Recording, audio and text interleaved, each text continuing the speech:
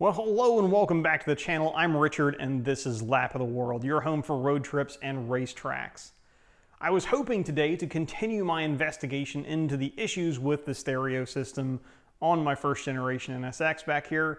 Unfortunately, I'm still waiting for some parts to come in the mail. In the meantime, though, I wanted to make this video to talk a little bit about how awesome the NSX community can be, and I wanted to do that by first discussing what I think is maybe the worst component individual part on the first generation NSX.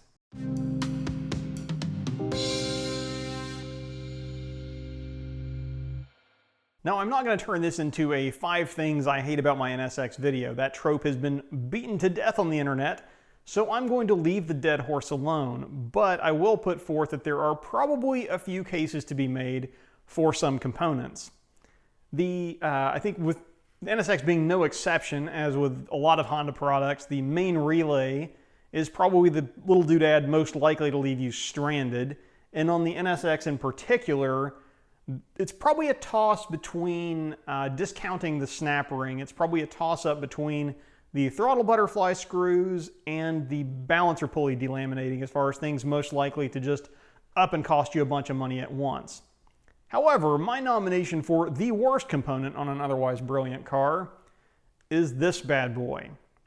Commonly referred to as the driver's side knee bolster, its part number, as far as I'm concerned, may as well be 666-SL0-FU. It is a hateful little thing that does very little, but is very annoying at the same time. Almost invariably, if you have to do any work under the dash of your car, you will break this thing. And it is not inexpensive to replace. Now, why do I think it is so inevitable that this is going to be a thing that almost every NSX owner will have to replace or fix somehow in the course of their ownership? Well, let's jump over to the workbench and I will explain exactly why I think that. Now, upon its release, the first generation NSX was an absolute revelation in quality and performance, or that combination of things. It is the reason that you will see modern Huracans and Ferrari 458s and the like going more than 100,000 miles while not actively being on fire right now. It really sort of called out the Italians on their BS and made them sort of step up to the plate as far as building reliable and fast cars that were also stylish. However, in spite of very few expenses being spared in the NSX's construction and build quality, I'm pretty sure I found a place where they cut a corner or two here. Now, obviously, this is not a mission critical part, but if you enjoy having the interior of your car sort of look appropriate for a car of this caliber, it can definitely cause you some sort of frustration. Common ailments with this sucker are as you can see, the pleather coating kind of coming unglued, and then also, and more importantly, we'll flip it over here, the attachment points failing in spectacular fashion. Now, invariably in your ownership of your NSX, you're going to have to remove this piece to get underneath the dash or get access to the steering column or the ignition switch or something like that to do something. It may take may have taken the car 15 plus years to get to the point of needing to do that, but it will nonetheless need to be done at some point. And I just get the feeling that this piece was not designed to be gracefully removed. Now, I'm not responsible for all of this damage. I'm just going to put that out there to start with. There's a screw tab here like this one that's completely missing on this side, and it came to me that way. Someone, prior to my ownership had clearly gotten into the dash and over-tightened something here and broken that off. As well, this missing tab here had been at some point glued back on prior to my ownership. But the case, I guess my my opinion stands though, because since then, in the course of attempting to remove this, just prying these clips up here are the problem. They're these little metal spring clips that shove into a couple of holes, a couple of slots in the dashboard, and it's very difficult to remove them because there's not much place to get purchase on this. Without prying against something that is even more expensive and delicate. And any sort of like lateral torque you put on this invariably is going to break it. I finished off, this was already kind of hairline cracked when I bought the car. I finished it off trying to kind of wiggle this out, having, a grip on the top and the bottom, grabbing it like this to pull it off the dash. So I finished this piece off, but really it is very flimsy plastic that this is made out of, and the amount of force you have to put on it to pop these tabs out is disproportionate to their material of choice. Now this is the part where the NSX community kind of comes to the fore. There have been options out there to fix or replace your kind of lightly distressed knee bolster. I'm not sure there was a whole lot to be done with one as far gone as mine, but there were options. You could buy essentially a new OEM part for $350, don't quote me, or you could go find a fiberglass reproduction of it for $450. But the ultimate solution didn't exist at the time, as far as I could tell, and that would be a full carbon fiber part. Now, I'm not one to do carbon fiber just to do carbon fiber. Normally, the cost-benefit analysis doesn't work out in its favor because it costs a lot of money relative to what it would actually accomplish. For just interior aesthetic purposes, that's not my bag.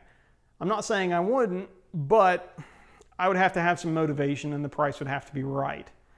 On the exterior, the car is all, it's already mostly aluminum and pretty lightweight as it goes.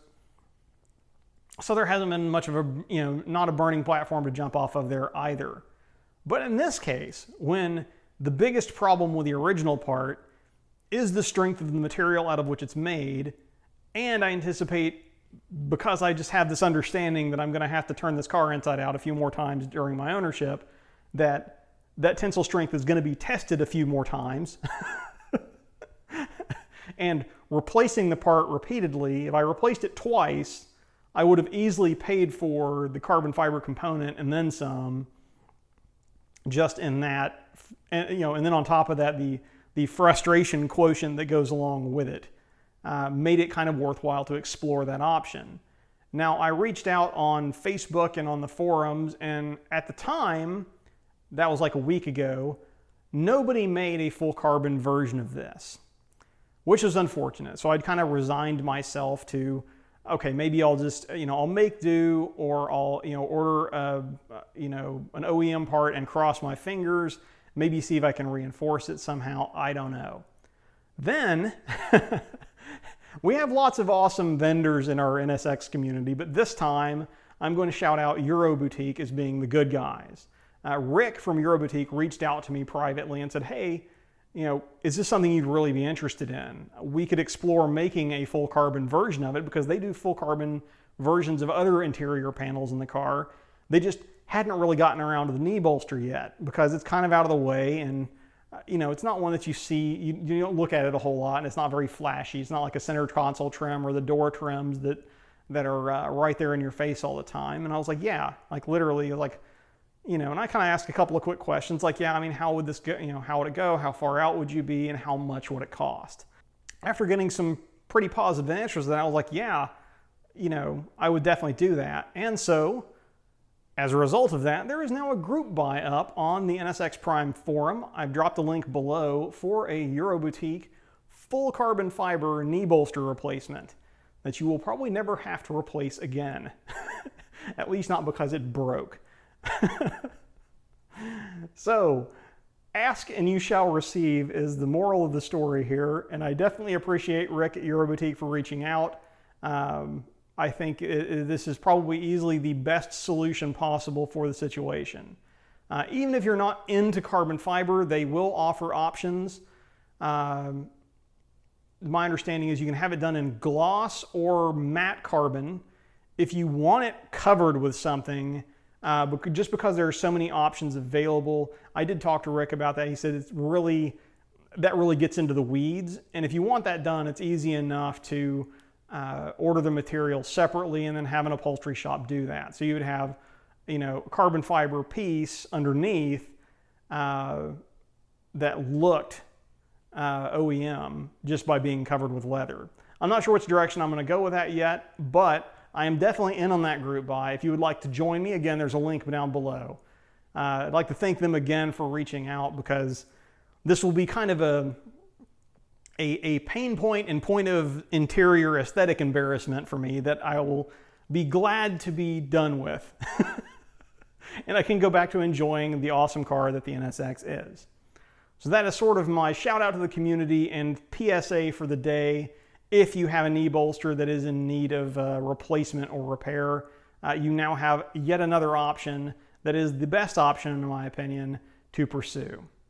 So again, thanks for watching. I hope this was informative, if not entertaining, and I will see you guys in the next video, if not at the track.